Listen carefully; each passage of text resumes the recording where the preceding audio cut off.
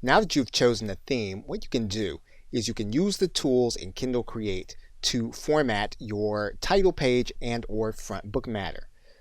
And in order to do that, what we're going to do is we're going to place our cursor inside of the title page first. And what you're going to notice is that you have a Properties tab here on your right side menu. So what we're going to look at first is going to be the title page content.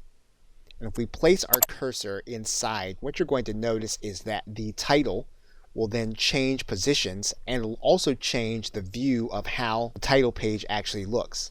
Now, if we want to change the formatting, we can come over into the detail, go over to the formatting side. And what we'd have to do is we'd have to highlight this phrase, and then we can set the face of the font.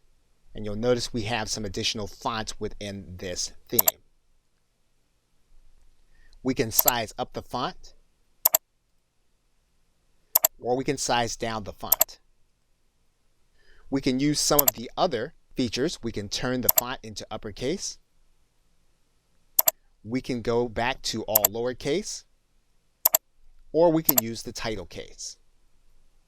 So again, we can format the title page by using the formatting detail on the right side menu. Okay, so with that, thanks, and I will see you in another video.